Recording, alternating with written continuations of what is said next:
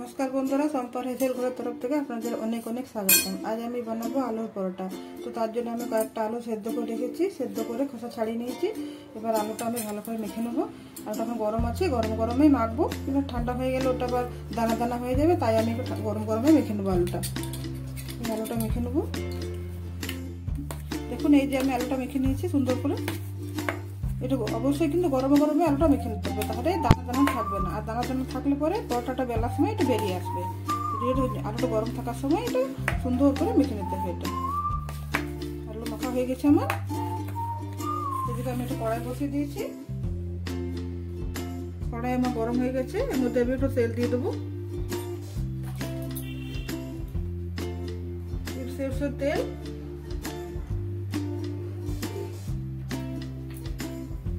তেলটা খুব বেশি নিইনি, আমি খুব সামান্য নিয়েছি।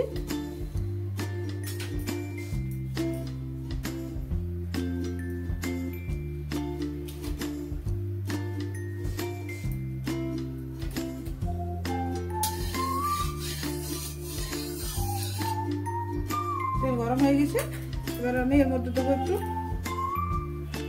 রসুন কুচি, পিছনে রাখা রসুন,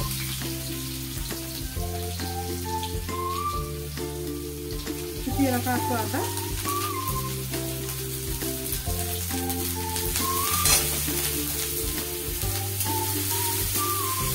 এটা খুব বেশি ভাজার দরকার নেই, জাস্ট একটু গন্ধটা চলে গেলেই হয়ে যাবে।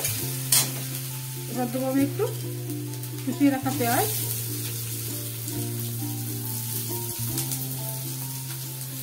পেঁয়াজটা কিন্তু খুব ভাজার দরকার নেই, জাস্ট একটু নরম হয়ে গেলে হয়ে যাবে। নরম না হলে পরোটা যখন বেলবো তখন আবার বেরিয়ে যাবে, তার জন্য একটু জাস্ট একটু নরম করে নেওয়ার জন্য পেঁয়াজটা আমি একটু দিয়ে দেবো তেলের মধ্যে।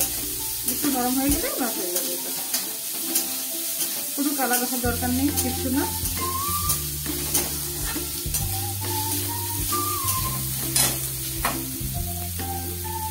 ধরুন দিলাম দুটো কাঁচা লঙ্কা কুচিয়ে রাখা। ঝালটা আপনারা যেরকম যে পছন্দ করে সেই অনুপাতে ঝালটা দিতে হবে। আমি এটা 3টে লঙ্কা দিয়েছিলাম, কাঁচা লঙ্কা। আপনাদের ঝাল বেশি খান তো একটু বেশি দেবেন, কম খেলে একটু কম করে নেবেন।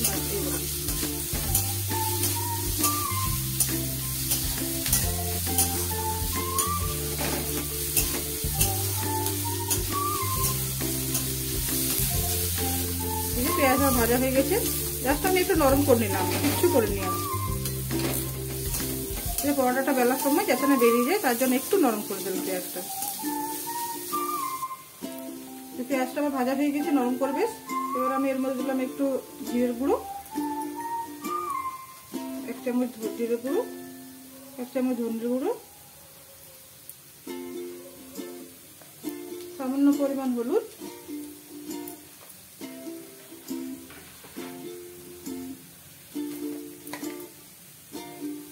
পরিমাণ মতো নুন। নুনটা আমি একটু কম করে নিলাম এখানে, আর পরোটা আটা যখন মাখবো তখন সেখানে আবার একটু দেবো নুন।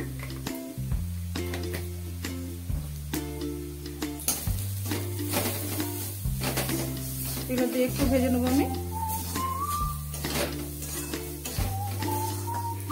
হয়ে গেছে এবার একটা ভাজা আমার। এবার আমি সেদ্ধ করে রাখা মেখে রাখা আলুটা দিয়ে দেবো।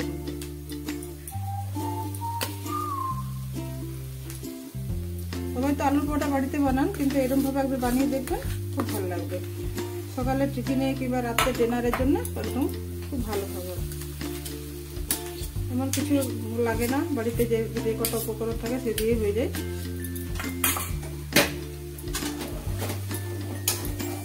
এবার আলুটার সাথে এগুলো ভালো করে মিক্স করে নেবো। সমস্ত পেঁয়াজ সবকিছু ভালো করে মিক্স করে নিলাম আলুর সাথে আমি। এটা আমার রেডি হয়ে গেল। এবার আমি এর মধ্যে একটু ধনে পাতা দিয়ে দেবো, কুচিয়ে রাখা একটু ধনে পাতা। ধনে পাতাটা যদি না থাকে কোনো অসুবিধা নেই, না থাকলেও হবে।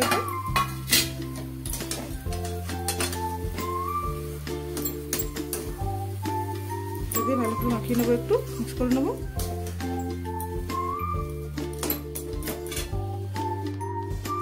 ধনে পাতা দিয়ে মিক্স হয়ে গেছে। এবার সবার শেষে আমি একটু আচার তেল দিয়ে দেবো। আচার তেলটা দিলে গন্ধটা বেশ ভালো হবে, আর খেতেও একটু টেস্টটা একটু অন্যরকম হবে। খুব বেশি না, 1 চামচ থেকে একটু বেশি। ব্যাস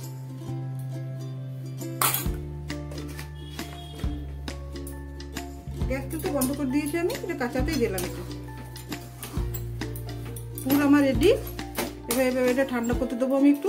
ঠান্ডা হয়ে গেলে তারপর আমি ততক্ষণ আমি আটাটা মেখে নেবো, তারপর পরোটাগুলো বানিয়ে নেবো। আমি আটা নিয়েছি, তার একটু মতো জোয়ান দিলাম, একটু কালো জিরে,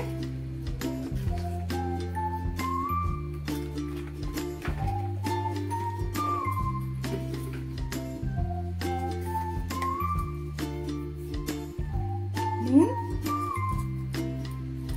আমার আলুতে নুন দেওয়া আছে, ওই জন্য আমি একটু নুন এলাম এখানে।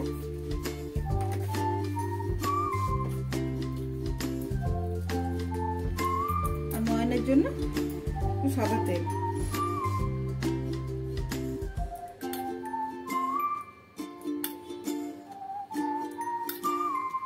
4 চামচ মতো সাদা তেল দিলাম। এটা ভালো করে মাখে, যে আটা মাখা হয়ে গেছে আমার।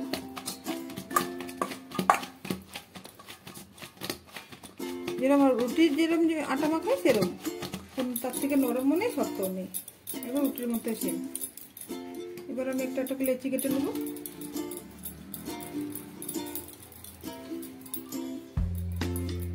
লেচি সাইজগুলো একটু বড় রাখবো রুটির থেকে। লেচিগুলো কাটা হয়ে গেছে আমার। এবার গোল করে নেবো আমি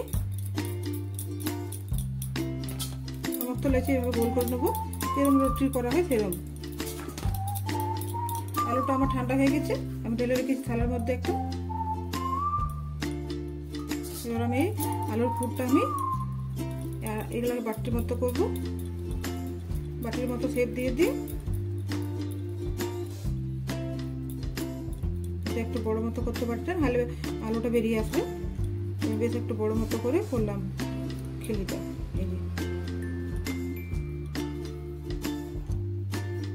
এতটা আলু দিলাম, এতটা পরিমাণ আলু এর মধ্যে দিয়ে ভালো করে একটু মুড়ে নেব। যেভাবে মোড়ার সময়টা কিন্তু খুব ধ্যান দিতে হবে একটু। এটা ভালো করে না মুড়তে পারলে এটা বেলার সময় বেরিয়ে চলে আসবে। এটা মোড়বার সময়টা খুব ভালো করে করতে হবে। করে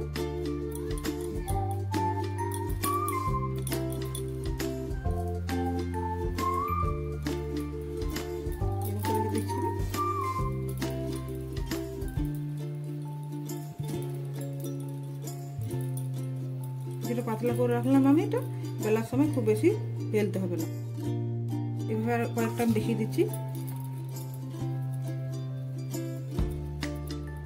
এই বাটিগুলো একটু বড় করতে হবে। তারপর আলু পুরটা নিয়ে গোল করে এটা বলের মতো দিয়ে করে এখানে ভরে দিতে হবে। এটা আস্তে আস্তে এটা মুড়ে নিতে হবে। এটা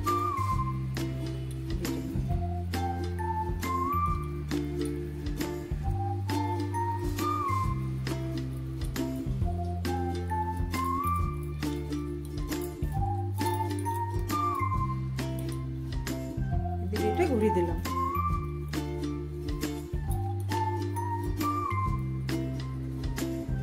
আটার মধ্যে দিয়ে আবার হাত দিয়ে প্রেস করে করে একটু পাতলা করে নিতে হবে। এটা একটু পাতলা করে নিলে বেলার সময় এতটা না পারি করলেও চলবে, একটু বেললেই তখন হয়ে যাবে। এটা আর বেরিয়ে যাবার ভয় থাকবে না। এভাবে সমস্ত কটা আমি করে নিচ্ছি। লেচির মধ্যে পুরো পুর ভরে দিয়েছি আমি আলুর পুরটা। এবার আমি বেলবো। স্ল্যাবটা বেশ ভালো করে পরিষ্কার করে মুছে নিয়েছি। স্ল্যাবের মধ্যে বেলে নেবো আমি। আর বেলুন চাকা নিলাম না, আলতো করে করে বেলতে হবে। এটা খুব প্রেস যেন না হয়, টিপে টিপে বেললে করে এটা পুরটা বেরিয়ে আসবে। এনে আস্তে করে বেলতে হবে। এটা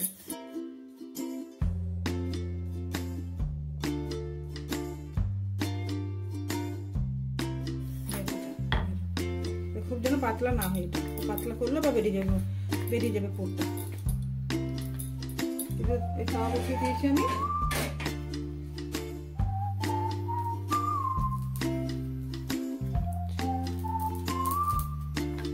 এই যে আরেকটা দেখিয়ে দিচ্ছি আমি। ক্লিন করে বেলবো,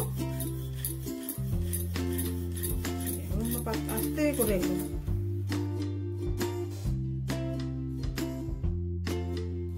এতটা এর থেকে বেশি পাতলা করা যাবে না, এর থেকে বেশি পাতলা করলে বেরিয়ে যাবে। তাও গরম হয়ে গেছে আমার, দিয়ে দিলাম।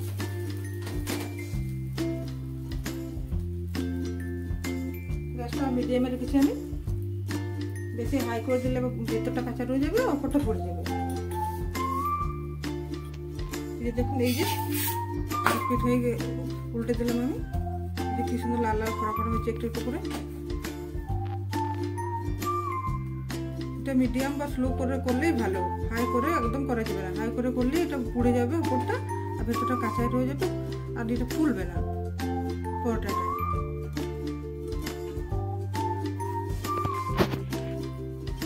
খুব সহজ একটা রেসিপি, সকালের টিফিনে কিংবা রাত্রের খাবারের জন্য খুব ভালো। কোনো তরকারি পাতির কোনো ঝামেলা থাকবে না। বাড়িতে সবসময় তরকারি পাতি না থাকলেও কোনো অসুবিধা নেই, আলু পেঁয়াজটা এরা তো বাড়িতে থেকেই থাকে, সেই দিয়েই হয়ে যাবে। আর এতে কোনো খাওয়ার জন্য তরকারিও লাগবে না, একটু আচার দিয়ে খেলেই হয়ে যাবে। বাড়িতে একটু আচার রইলেই হবে।